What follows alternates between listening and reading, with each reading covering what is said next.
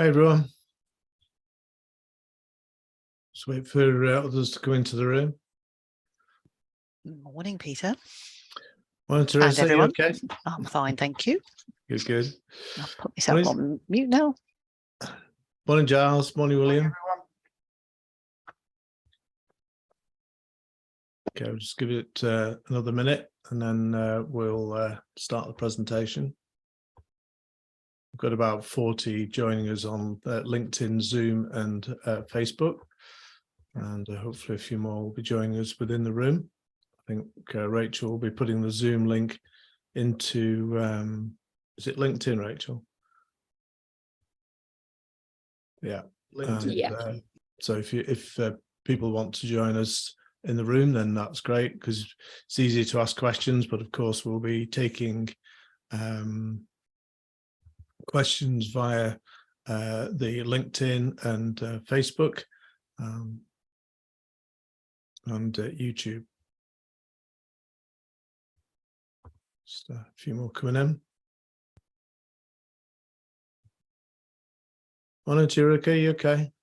Yes, thank you. Are you? Yeah, all good. All good.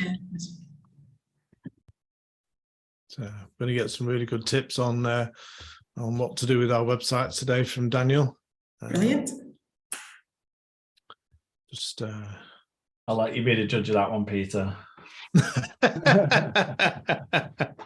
Well, you did it a year ago and you did a fantastic job. So I'm expecting, and you said you've done more work to it. So it's a work in progress. And a quick sneaky view of your slides, and they look really good. So I'm looking forward to this. Okay, I think that's we'll call that a day, and we'll kick off the show.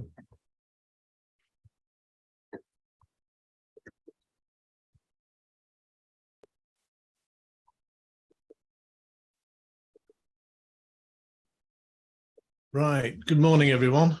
Welcome to the Vision to Success Digital Marketing Workshop. This morning, it's on 7 reasons your website is failing and how to fix it, which will be presented by founder and director of Pagio, website builder Daniel Fisher, who I've known for quite some time, and it's been brilliant to watch him develop this this system, which he'll be talking about later on and giving us some really hot tips on what we should be doing with our websites. These workshops are designed to help take your vision and realize it into a successful business. The overall structure for the next hour will be a short introduction to who we are and what Vision2Success is all about. And then we've got the educational presentation. And today, as I said, it will be by Daniel Fisher, and some reasons why your website is failing and how to fix it. There will be chances to answer questions at the end, but feel free to drop questions into chat, and we'll try and make sure we address them. Then we'll have an open floor if there's anybody who wants to talk about any other marketing issues that they're facing at the moment. And yeah, so let's get on with the show. So for those who don't know me, I think quite a few do. I've been around for quite some time, joined with Charlie. So we've got KUB, which is the digital marketing agency, and then we've got Vision2Success, which is a brand of KUB, which is the coaching, support, training, and collaboration element to it. Personally, I've worked with over 500 companies across a wide range of sectors for over 20 years. And I've been working with technology since 1984. So been around a while, and we've got quite a wide spread of connections across LinkedIn, Twitter, and so on. So just a few housekeeping rules. Please run in speaker view during the presentation and gallery view during the interactive sessions. Use mute. Use mute when not talking. Raise your hand to contribute. Ask questions through chat. And if you're on LinkedIn, YouTube, or Facebook, please put them into those respective platforms, and we'll pick those up through the tool we're using for streaming called Restream, and Rachel will put them into the chat We are recording and we are live streaming. So if you don't want to be videoed, please keep your video off, but otherwise keep it on. So why do we do this? Getting to compete in the digital world in the digital world is getting more complex, more difficult, and requires actually a lot more people involved in the process. So these workshops, and we're launching the hub this week as well. It's about building on your knowledge, helping you solve those marketing problems, and building a community to support marketing. We very much believe the future is through collaboration, and I'll expand on that. So Vision2Success, we've got the free Wednesday morning workshops, 11 till 12 every month. And then if you're into reading, we've got a 60,000 word book that we've published on driving sales with digital marketing. And I suspect we'll have part 2 coming out next year because things are changing so much. Today, I'm pleased to launch that we've launched our free marketing community, which is our free online marketing courses and forums. And then we've also got paid membership support programs. So for those who need, who want to grow their businesses faster and want some help doing that. And then the app, which I've been talking about, we're currently validating the financial models in it, which is taking a little bit longer. So we're now expecting that to be a January launch. And obviously we do marketing strategy development and implementation planning consultancy. But we'd like to feel that we can help no matter what your budget, no matter what your ambitions or stage of growth. Hopefully we've got something for you. So this is the details of the book. If you go to Amazon and just type in Drive Sales with Digital Marketing, that'll pop up as an ebook. At some point we will be publishing it, but there's been quite a lot of changes, and so next year we'll probably do a revision. This is the community. It's free to join. Just a quick breeze through it. There is some more details when you click on, if you type in hub.vision2success.co, you'll see here, top right here, to sign up, and it gives you sort of what you can got available to you. So you can ask a marketing questions. We've got the free workshops, which is what we're running here. There are some forums for you to ask relevant questions to do with strategy and so on. And then we've got members can post insights into their own marketing. And then we've got a networking one. So if you want to network, share what you do with others, then that's there. And then these are the 3 courses. They were pay-for courses. They're now free if you access this platform.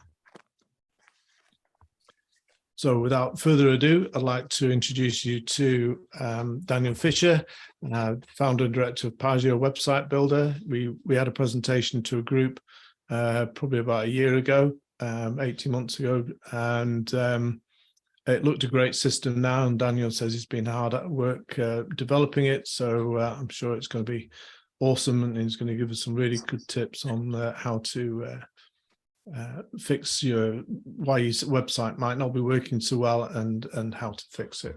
So I'll stop sharing, and then Daniel, if you want to take over.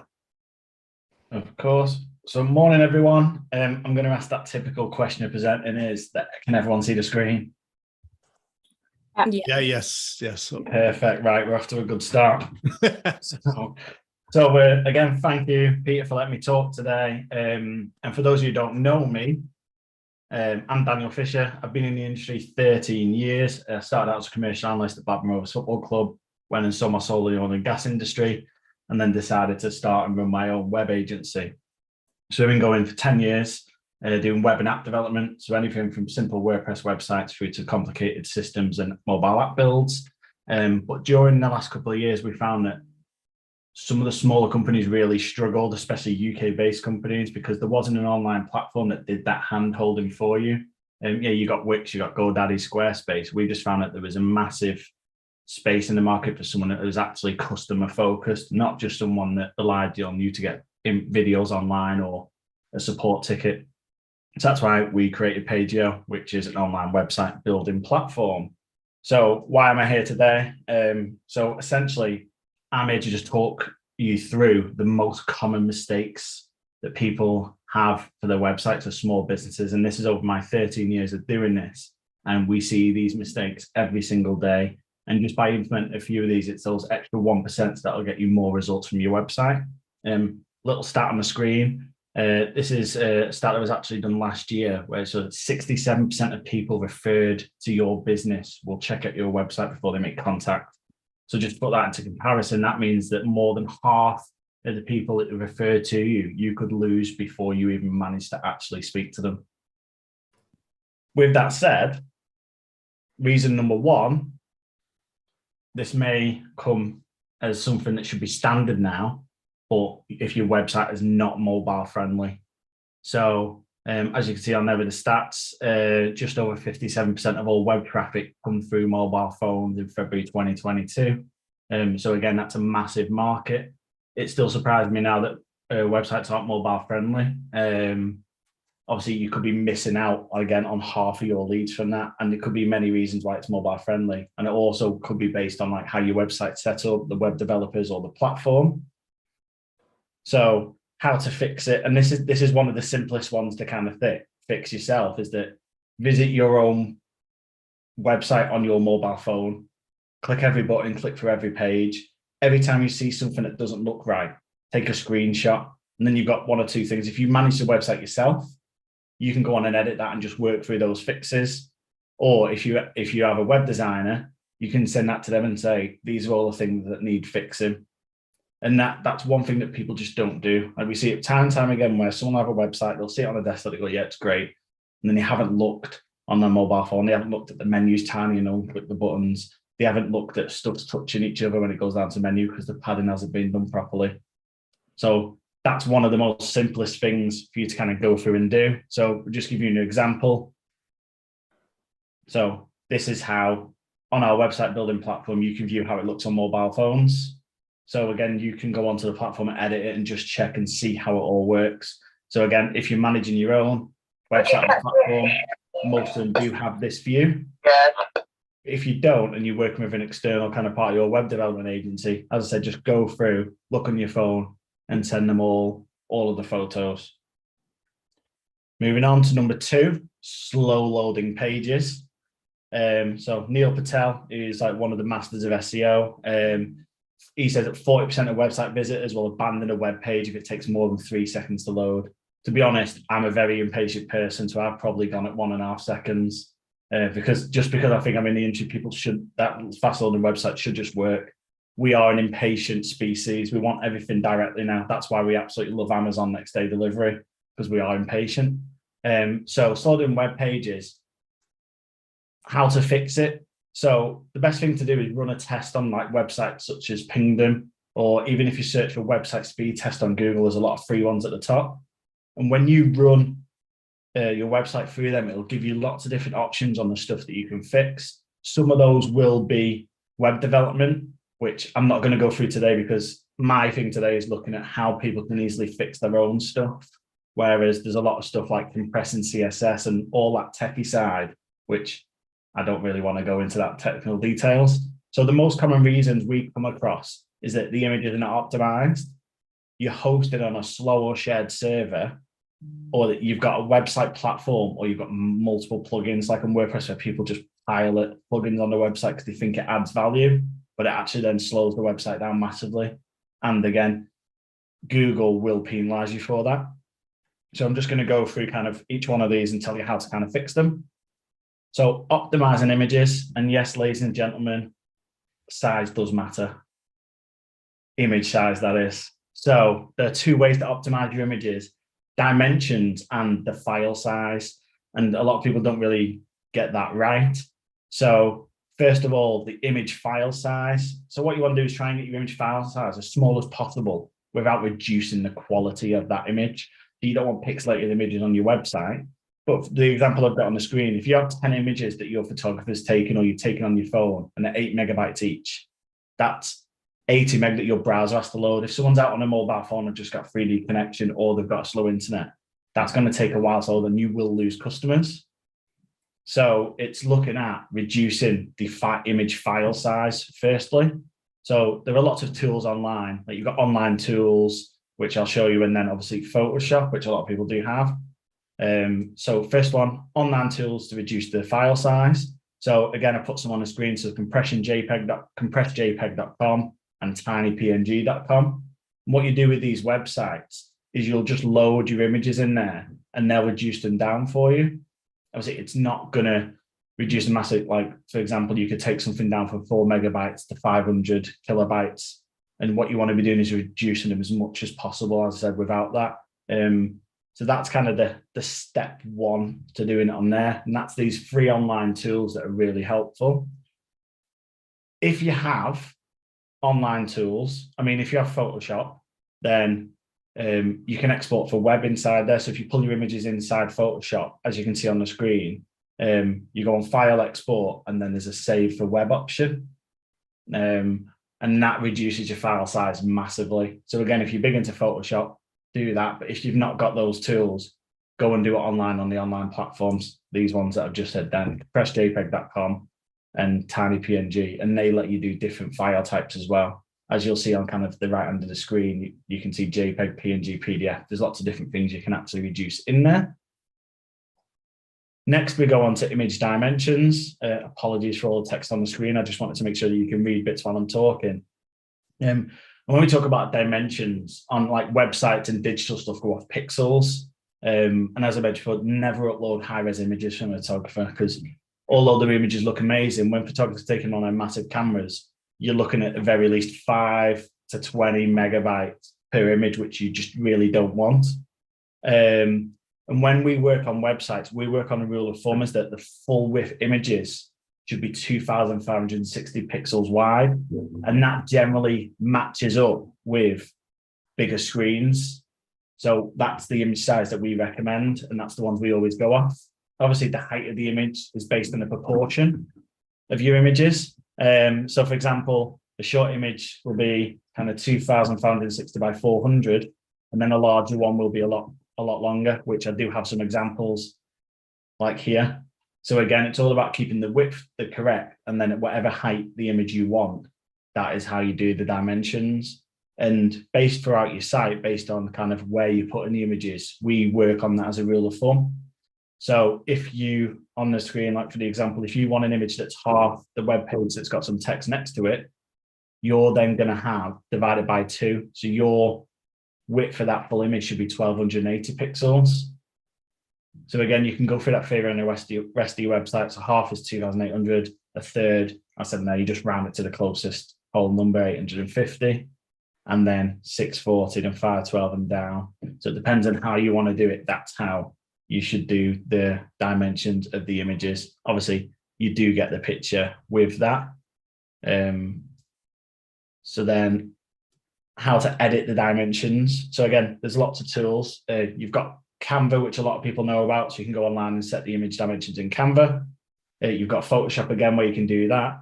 But Adobe also have a free online tool called Adobe Express, which is really good, which I'll show you now. So this is the Adobe Express tool. You can literally upload the image into Adobe Express, select the custom size, and then put your width and height in there. But the good thing about this is that if you've got an image that you want to use, the image and height are locked. So if you just want to reduce like the width, say, for example, like I've done there, 1280, it'll scale it down for you properly. And then you can actually move the image around if you want to cut it off, etc. But that'll do the dimensions. So you want to look at the image file size and the dimensions, and actually doing both of those together and doing them right. That'll reduce the file size even more as well, because the dimensions are right for the page. So that's those on the images. So the next reason was hosted on a slow or shared server. Obviously, if you're on a website builder, kind of like your Wix and Padio and stuff like that, you can't really host anywhere else, but WordPress is different. So if you're on a slow or shared server, I'd move your website to what's called a VPS, which is a virtual private server. And this will just speed up your website massively. And as I put on here, Ionis, which used to be called 1&1, they offer great deals on them. So I think you can get your own VPS from a couple of pounds a month, going up to like 20, 30, 40, 50.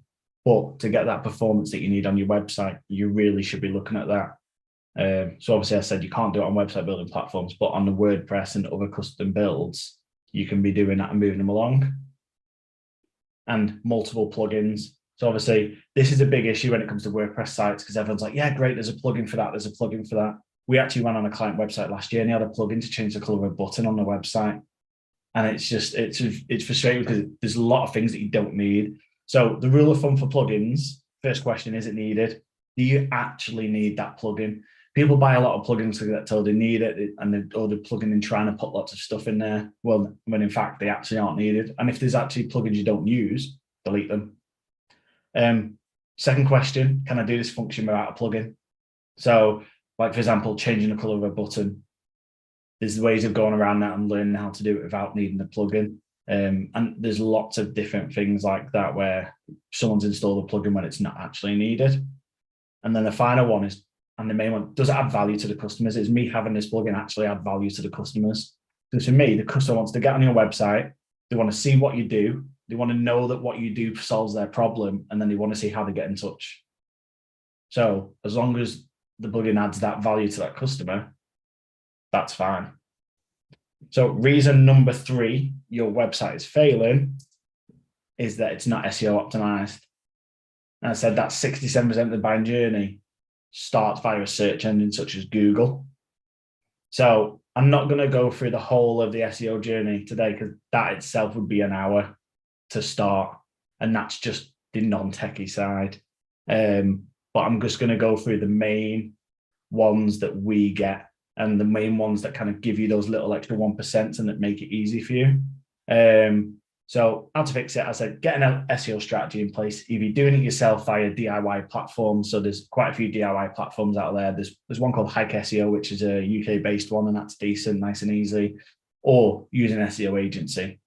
But today I'm just going to go through the quick wins that you can do yourself, which are the H1s, which is the titles on the pages, and then looking at a page per service that you offer to target the keywords. So firstly, H1 tags. And the H1 tags are basically the main title on that page, which you'll see on the screen is that's the coding version of it on the left. And then on the right is the pretty version that everyone sees on the front end, which essentially H1 tag is used to say, this is what the page is about. And that's what Google reads. And there's a hierarchy, and a lot of people get this wrong, especially graphic designers. Like, we love graphic designers, we work with them all the time, but they get this massively wrong, because when graphic designers are designing in their design software, they use a tag system for headings based on the styling, and they always get it wrong. And we see a lot of web designers that still get this wrong. Like, we'll go onto websites now and there's no H1 tag. So the way it works is exactly how this hierarchy here is. You've got one H1 tag on the page, and then he breaks down into the subsections of H2, H3, H4. It goes all the way down to like H6. But this is how you should structure it on your website, because it's just a heading system. So the main key points for a H1 tag is only have one on your page, and actually have one.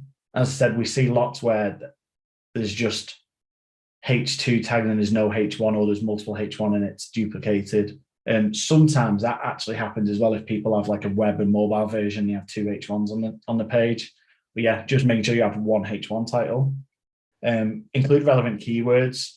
So if you've just got a standard our services page and you were a HR company, like my example here, you could just put outsourced HR services instead of our services, because you're getting that outsourced HR keyword in there if that's what you want to rank for. Obviously, if that company was, my next one, if that company is based in Preston, for example, you run either as outsourced HR services in Preston or outsourced HR services in Lancashire. Wherever that, if you are location based and that's what you focus on, that works really well. Say, for example, like people who work hyperlocal, like tradesmen and stuff like that, don't want to travel, making sure your location there's a big win for the H1 tags. And my final point exactly that is that they're not for design purposes. Like H1 and H2 tags could be the exact same design on your website. It doesn't matter. It's just a hierarchy. It's basically when Google looks at that website and says, what is this page about? Right, I'm reading the H1 tag. Okay, great. I know what this page is about now. And I said, that's where like some designers get it wrong, and web developers too as well. So this is just an example. So personal trainer, On the left, you've got the ultimate fitness experience, which is great. But when Google's looking at that, who's going to type in the ultimate fitness experience? I wouldn't. And pretty much if you do your keyword research, I don't think many people are going to be typing that in. So a simple, quick change to personal trainer in Preston, which is more likely the thing that people are going to type in. And even without doing the keyword research, I will bet you on that one. That's that quick little change of that one sentence and the H1 tag that can make a massive difference. Obviously, it goes off the content and everything else, but those are the quick little wins that will help your site. I remember doing a project years, it must have been about 9 years ago with the Daily Mail Online, and they didn't have any of those. And they just changed all the H1 tags and got it sorted, and it massive increases in traffic over the next few weeks, and it continued. It's just simple little 1%. Next, page per service. So again, a lot of people where they have multiple services will just have our services and then put them all on a page, which is great. It's just because it gives everything that you do. But what I would also do on that is then for each service link through to its own page. For example, digital agency like we have, you've got app development, branding services, and website design. Obviously, we don't do the branding, but I put it in there as an example. And those are the different things. Like if you've got different services that are obviously related but different, and people will be searching for that on search engines, creating those pages. So, and again, example of what we've got is we create our own landing pages because we're an alternative to other website building platforms. So we've got pages that are Wix alternative, Squarespace alternative, and WordPress alternative. So it's creating pages like that that people are going to be searching for, and that'll make a big difference with regards to traffic. But yeah, it's breaking it down. And if you're a product-based business, obviously, usually with products, you always have a page per product. It's the similar thing. What you want to be doing is just breaking it down and adding the services in there. Reason number 4 is poor web design. And this is a big reason why the websites do fail. Design is subjective. I've got a do's and don'ts list that I know of stuff that actually works. But again, the main thing to think about when you're designing your own website is doesn't matter if you think it looks good or you think it's cool or you think it looks great. What are your customers going to think when they look on there? And that's the main difference. So most common design mistakes. Number 1, fonts. Select fonts that are easy to read. A lot of people get this mistake and they like the curly font because it looks cool or it looks like it's handwritten. And we all know when you go to doctors, you come back with a note and you're having a clue what they've written on a note, or you got a teacher's report. You don't know because they look like this. And that's the thing, is that when you go onto the site and you struggle to read and you've got perfect vision, think of people who don't have perfect vision on that site as well. And this is what a lot of people get it wrong. Like there's a lot of people with vision impairments, and I'll go through to that later on, but that's what people don't accommodate for. So when you're getting like squiggly text like this or something that you think looks cool, someone's not going to read it. So it needs to be clear, exactly like this. Make it nice and simple. Use a font that's easily readable where there's no letters that are overlapping or anything like that. Just nice and simple. Yeah, it might make the site look simpler, but that's what people want. They want something simple they can read and get through to where they want to get through to. Next reason on there is too much text. So what people do is they pile loads of text on a website. They're like, yeah, people need to know as much as possible. And this is what the website ends up being like. And you've got to read through lots of different content. And that's not how we read websites. What people do, and you'll find the same even when you're reading books or reading anything else. And you do it when you're looking through a food menu. You skim and you do this, you look for the titles and you look through, looking at what's of interest. And if you see that, say, for example, on the screen is that 10 years of work. So you see that and you go, right, I'm interested now. I'll read what's underneath it. And that's what it's about. It's breaking down your website into readable paragraphs of titles that people can skim and see the information they need to go through. Like we do it well on our website building platforms. That when you look at features, we list the features down in headers and certain things that people want to read. And then if they want to read more, they can go into it. And that's what the websites need to be like. So if you just throw loads of text at people, or say, for example, bullet points, and there's 12 bullet points that are all 2 sentences long, people aren't going to read it. And it's likely that one of those bullet points is the thing that person's looking for, that the thing that makes them want to buy, and they're going to miss out because it's just not laid out properly. Next reason, using bright colors. Again, a lot of people struggle to read bright colors. on a page. So this is a horrendous example. If you look at that, that's not something you want to look at. That is an eyesore. But believe it or not, we had a client that did one of these recently because they're all colourful and they're all bright and they want to do it that way. And it just doesn't make sense. I get it, it's their brand colours, but what you want to be doing is playing on the accent. Like you can use a bit of the colours and images and other stuff. So for example, make that one better. You just clean it up, make it nice and simple. Like use the blue on the numbers and just keep it nice and neat. Because again, people can easily read that. And then next one, stock images. So for example, put 2 examples on the screen just to show a difference. And stock images can ruin a website.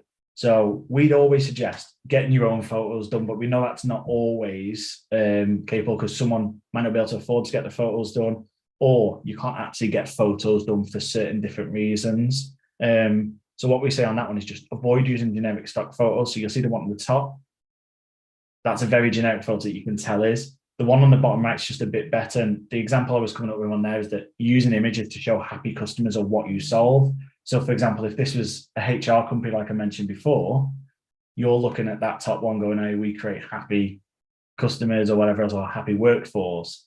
You can tell that's an American stock image, where the one on the bottom right looks a bit more warmer, a bit more realistic.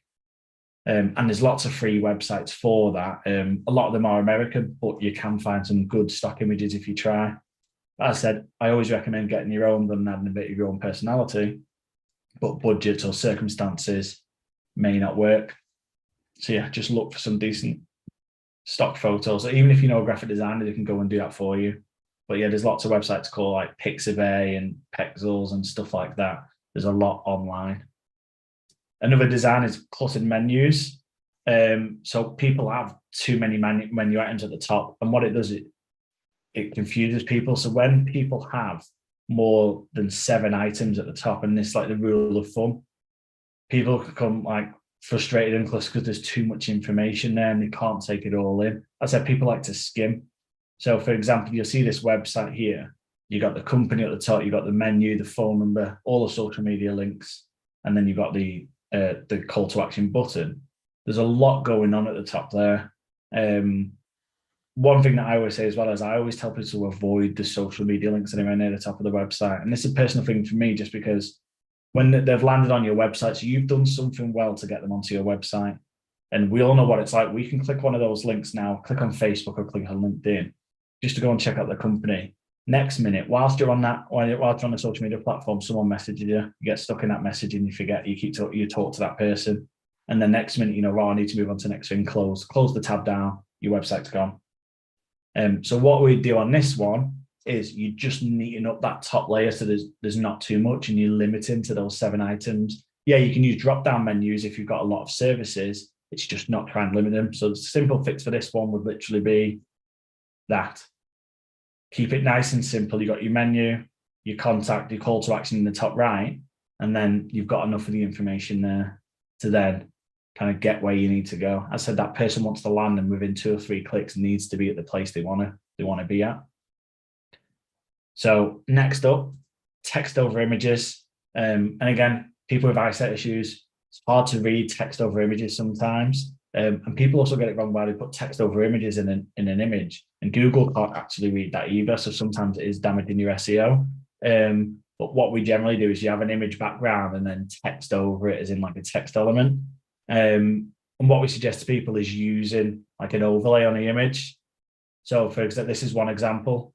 So again, the one on the left, you can't really read that greatly because of the background image. There's no overlay, whereas the one on the right, yeah, it does deteriorate from the image slightly, but you still get the same effect and you're able to read the message.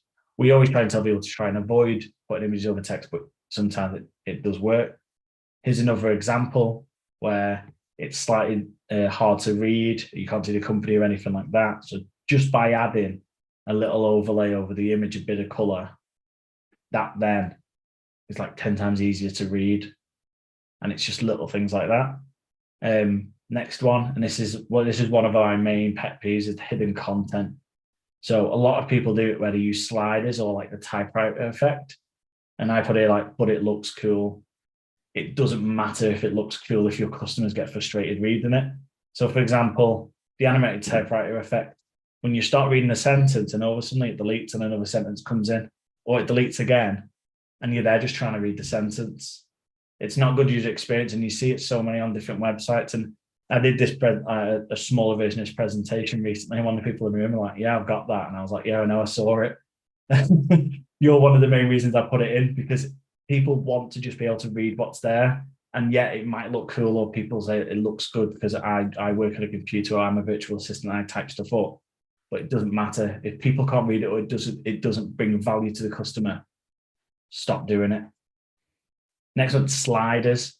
So this is where a lot of people get wrong. So with sliders are great for, say, for example, portfolios or images and galleries and stuff like that. But a lot of people put the services in sliders. And general rule of thumb is that people also go through 2 or 3 times the different sliders. Like, you remember when you go into like the old game shops, and you used to sell the posters on the wall, and you flick through trying to find a poster, you probably get halfway through and be bored and you won't get to the end. And that's what people do, they just stop. Exactly what they do on a slider. If you've got 5 services, like I mentioned before, if we said, we had web design, branding, app development, marketing services, and printing, for example, let's say those 5. If I had those in a slider, I bet anyone of those last 2, hardly anyone would inquire about, because they'll flick through and they won't get to the one, and that might be the one they're actually looking for. So you're actually hiding content from the people who want to read it. So we always say, try and avoid sliders based on your proper content. Yeah, portfolios or images and a carousel and stuff like that, great. But don't be putting your main services. Like we see it constantly where you land on the website and you've got a slider at the top and there's 3 or 4 messages in it.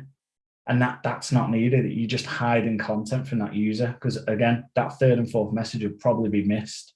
And especially if it doesn't automatically go. And a lot of times, as I said before, with the typewriter effect, if you've automatically got your slider sliding through, someone's reading your content, and next minute it's sliding through to the next one. It's just a frustrating user experience. So again, just keep it simple. So next up, no call to action. So I just refer to them as CTAs because that's what we do internally. But common mistake is that you just don't tell your visitors what to do next. So you're on a website page, you get to the bottom and there's just nothing in your footers there. You're not telling them what to do next. So a couple of examples: buy now and save £40. So obviously this is pictured, buy now and get 50% off. They create a bit of urgency to say, buy now and you'll save some money. Oh, great. Obviously I'm on the page, so I'm looking for it. Buy now and I'll save money. Another example there, see how much money you can save on XYZ service, get a free quote today. And then last one, subscribe to enjoy free marketing tips sent directly to your inbox each week. So that's an example of something that obviously Peter could use. It's that thing of saying, look, enjoy free marketing tips sent to your inbox every week. So I've got a couple of examples. So this is a fleet services group, and their call to action is nice and simple. And it's basically saying, ready to make the management of your fleet more efficient, because it's basically saying, my pain is that my fleet isn't efficient. I want to manage it better. They're straight away ready to make that. Call us or schedule a call back. So we've given them multiple options. Something as simple as that at the bottom of their content on the page will get them more callbacks than not having anything at all. Because when they get to the bottom, they just want to be told what to do. Another example, these are utility broker, obviously a massive thing at the minute. Make great savings with business utility brokers. That's what people want right now. And they said there, only takes a couple of minutes to cut the cost of your utility bill. Get an example of how much you can save. The amount of businesses right now that are looking at saving money, that tells them exactly what they need to do next and why. See if you can save on your energy bills. Great. I don't know one business that pays energy bills now that don't want to save on it. Tell them exactly what they do. If that just said, we do energy bill comparison, you got to the bottom, there was nothing there. Yeah, they might get in touch, they might call you, but this is telling them you will save money, get in touch with us now. So it's just making sure that call to action is telling them exactly what to do and why. And then contact details on the call to action. Let the customer contact you how you want to. I was actually on a call on the way here to a partner of ours, Studio LWD, and a design agency, and they said they've been speaking with PR contacts, etc. And they said they got referred to a website the other day, and the only thing you could do on that website was book a call with the person. And she was like, I just want to send them an email, I'm busy. Give people the contact information, let them contact you how they want to. Give them your phone number, give them your email, give them your contact form. the email address if it's applicable. Like if you've got a physical address, a lot of people don't have the physical address. You don't need to put it on there. We don't put our physical address on the website building platform because, quite frankly, we're a website building platform. We don't want people just turning up saying I want a website, but it's giving them the information where they can feel comfortable contacting you. You know, it's like now some people will hide behind an email. They don't want to jump on a video call with you and go through the problems or go through what they need. Like I'm sometimes like, you're busy, you just want to send an email saying, can you do this? Yes or no. That's sometimes just what you want. You don't want to speak to someone for half an hour while they tell you about the company or try and sell you everything. It's just a simple question. So give them the contact details they'd want as much as possible. And also at the bottom as well is that 44% of potential customers prefer to call you on a landline number.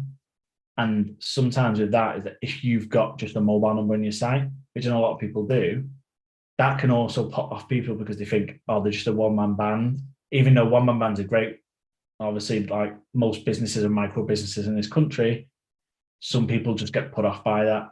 So I would always recommend to someone that if they had just a mobile number on their website, get like an online VoIP number. There's websites such as Circle Loop, they're a Lancashire-based one. You go on there and you pay £5 or £15 a month. You get a number, it's online, on your desktop, on your mobile, everything you need to do. And it can send all your numbers through, etc. Gives you an online number. Well, and say, for example, for me, Preston 01772. So something like that just gives them that professional number. Number 6, for the reasons why your website is failing, broken links. So when people land on your website and they get a broken link, you'll have seen this, it's like a 404 error on a website. And that just makes it look like it's unprofessional and poorly maintained. So someone can get put out this going, they click a link, it goes, right, this page is no longer here. They go, all right, click back. Instead of then going to somewhere else on that website, potentially buying, you've lost that customer. And also it's bad for SEO because if Google see that there's broken links, they're just looking at saying, oh, they're not maintaining the website. It's not a good thing. It generally happens when, say, for example, you've changed the URL of a page or the page is being removed or deleted. And that does happen a lot. So how you can fix it. So this is just like a simple way of me going over it is that you can track broken links in Google Search Console. So if you have your website onto Google Search Console, and then you can set up a redirect on that URL to point to the new one.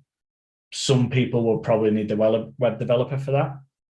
On our website builder, all of that's managed in the website builder itself. So as soon as there's a broken link on your website, you get an email to say someone's clicked on a broken link, and then you can easily just click to redirect that.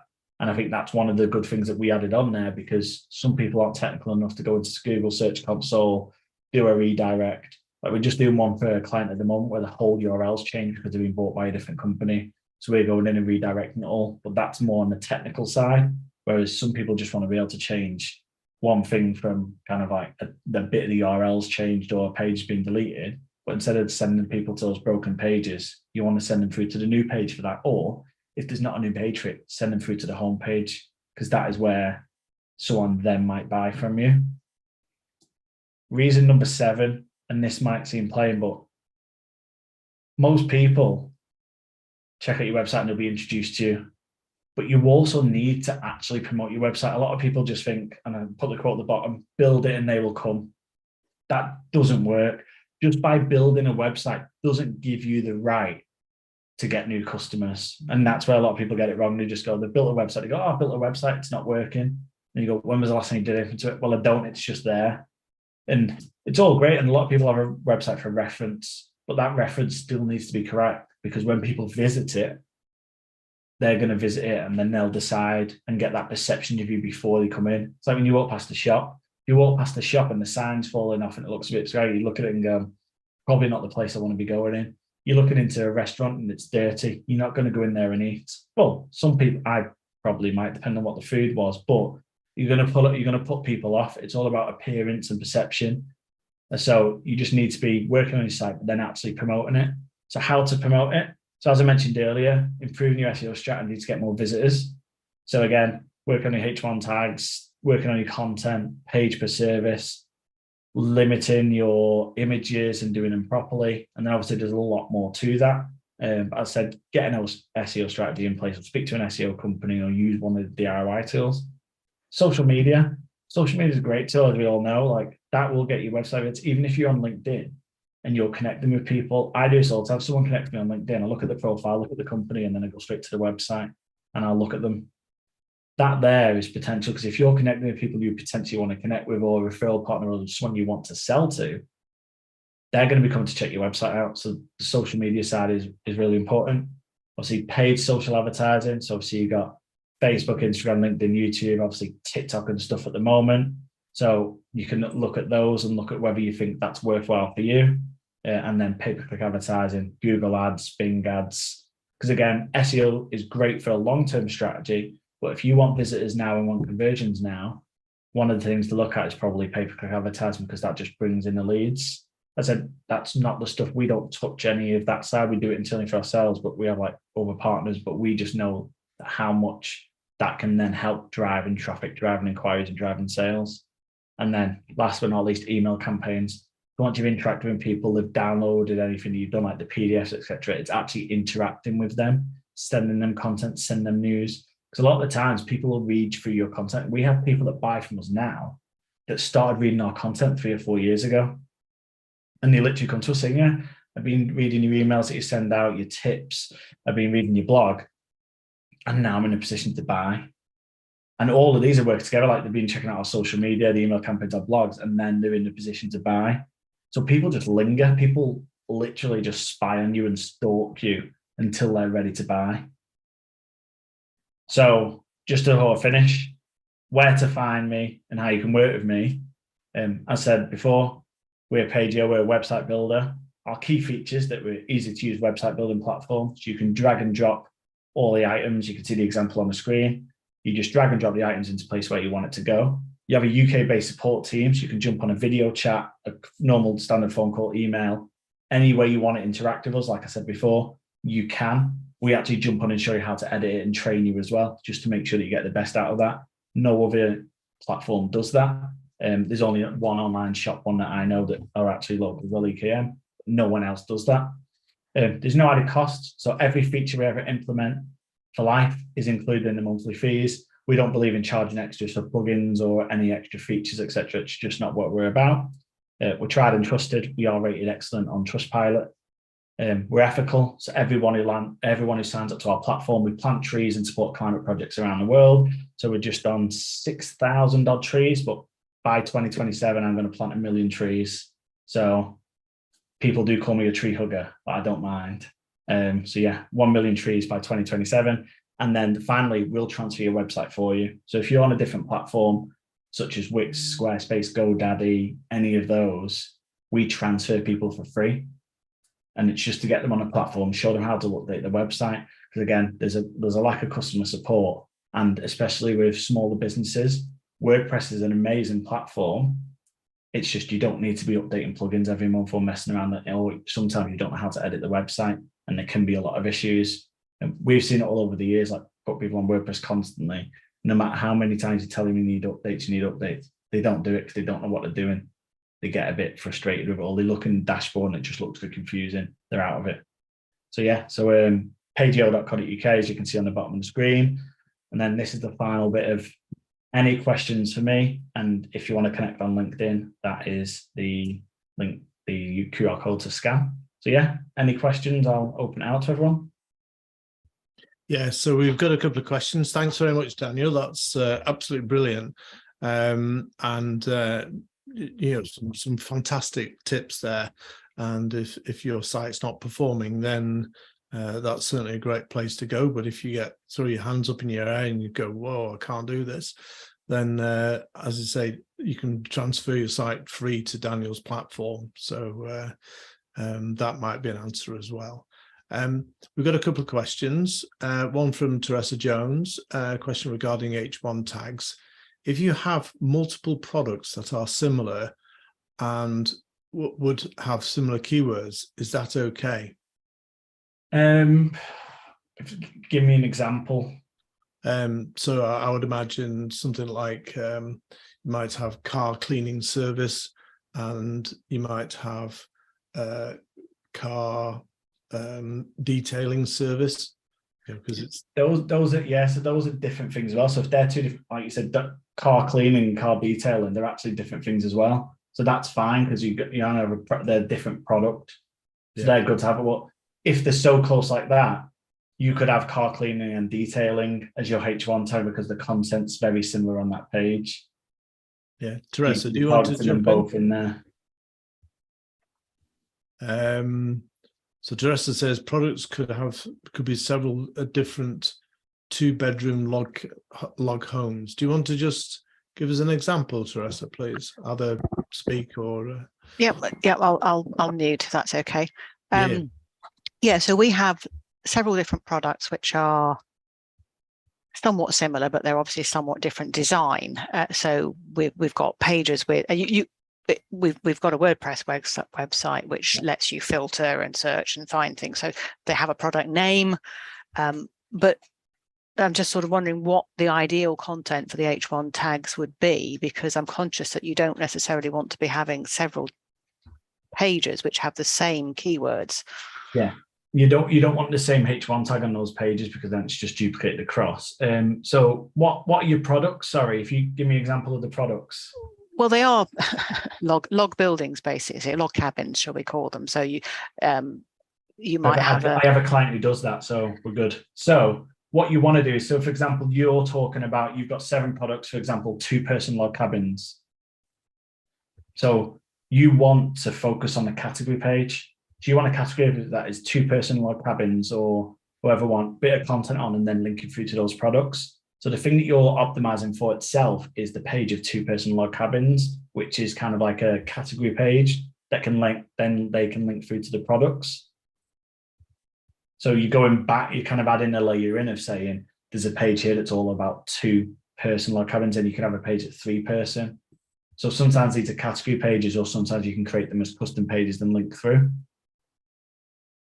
And that's generally how, obviously, the way you do it, do you have different names for the cabins, I assume? Yes, each has a name, a brand name, if you like, of that particular one. Yeah, that makes sense. And then what differentiates the log cabins? So from one brand name to another brand name, or one log cabin. The style, really, yeah. See, so you might have 3 things which are fairly similar in terms of, okay, they might be a slightly different size, but still have 2 bedrooms. Say that might be one option. Exactly, go on the size. So you're looking at size or features. So for example, like with ours, it's like kind of like you can do it based on 20-foot 2-person log cabin, and that's your differentiator. But I'd always have that extra page of the 2-person log cabins just before. So then you've got the multiple layers through, and you just build in a hierarchy to get to the product pages. Okay, that's helpful. Thank you. Okay, so thanks very much for that, Teresa. Giles Cusden is asking, what recommendations do you have for font type? Oh, yeah, right. Okay, font type. Oh, good question. You know what? I'm actually writing a blog on this. There's a lot. So usually it's just your standard fonts. So I would always recommend using Google Fonts because they'll load no matter where you go. And then your simple fonts such as your Helvetica's, Lato, your kind of sans serif fonts that are all simple to read. There's one called Inter, which is a Google font, which is good.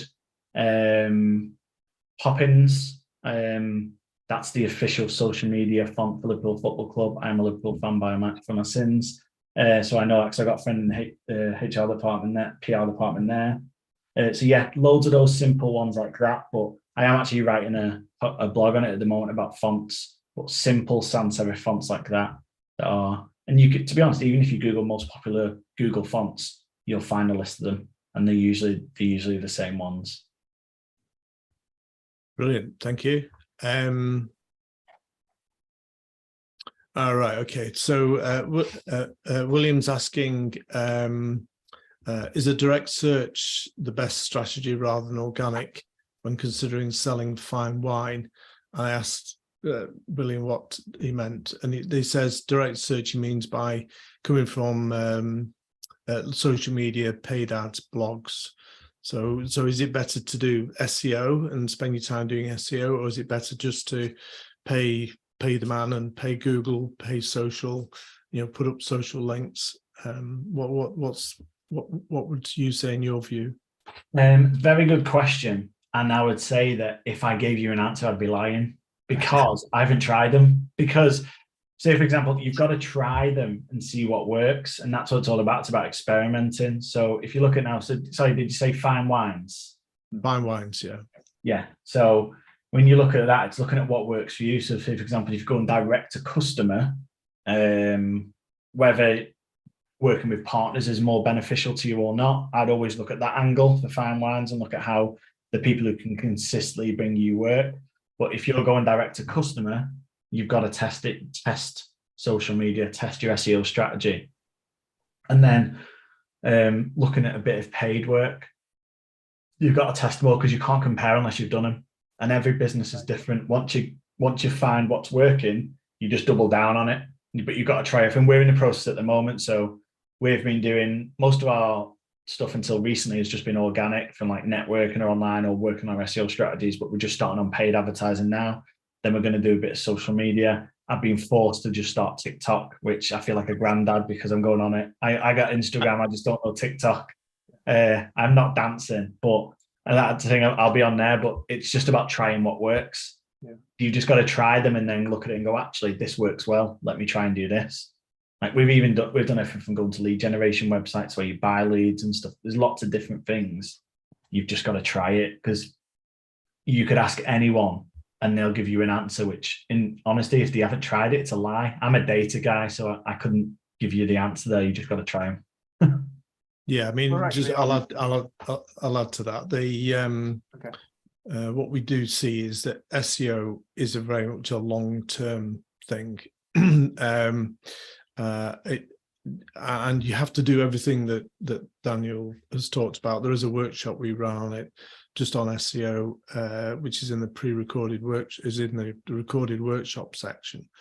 But what we're finding actually is, if you're selling products and things, it might be worth doing little blogs on wine, on YouTube, pushing those out on social media.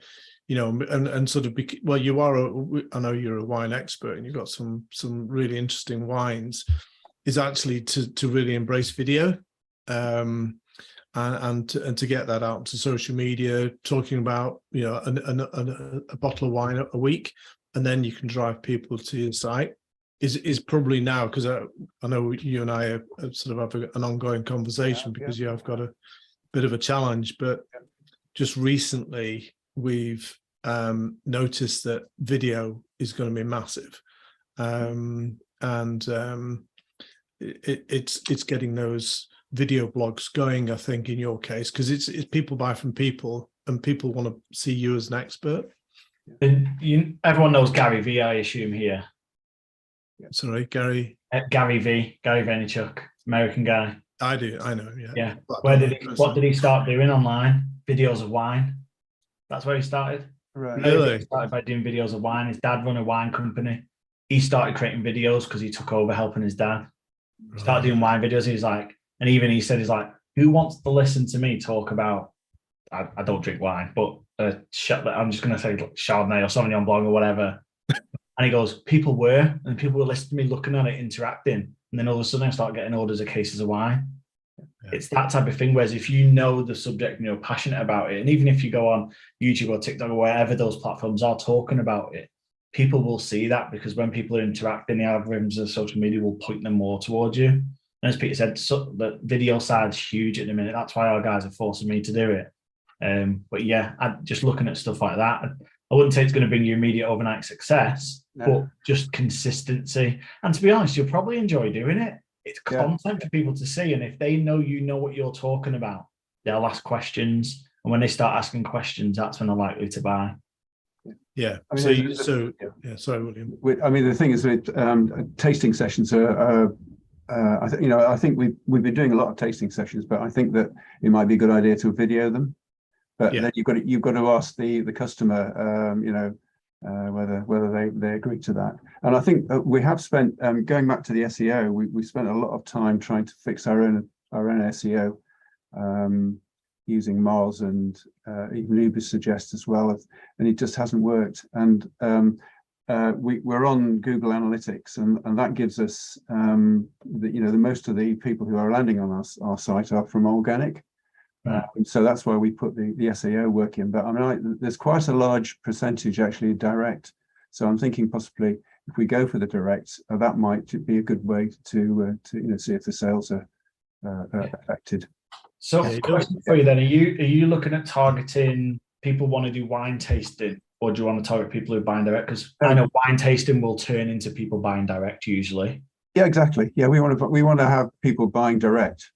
Right. Okay. Yeah. So if we don't have a wine, we don't offer that service at the moment, but we just sell wine. That's all. What I would do is, if you're doing a wine tasting, I would go onto these coupon companies or anything like that. They've got a massive market.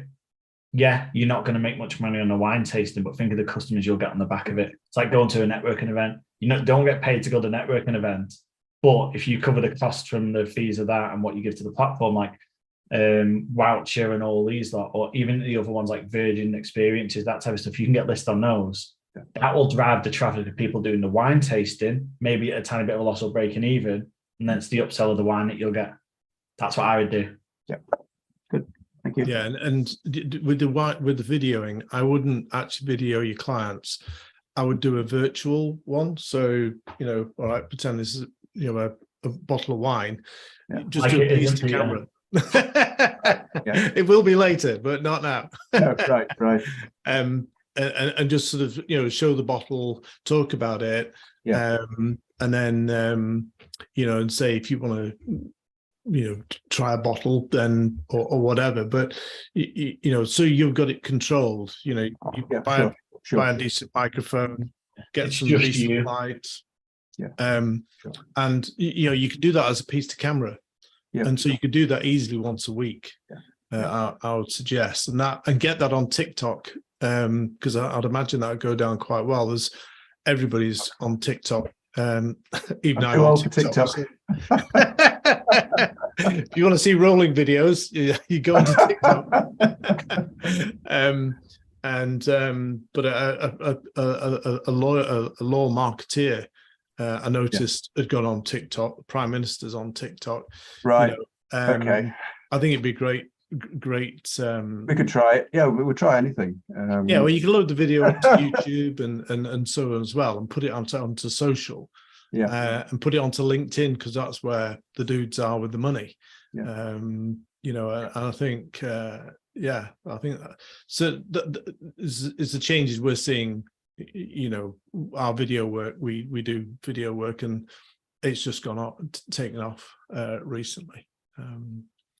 Okay, so let's just quickly check, make sure there's no more questions, but some great questions. Thank you very much. Okay, so I'll just bring it towards the end now. So Daniel, thank you very much so much for, I think it was a really useful webinar this morning.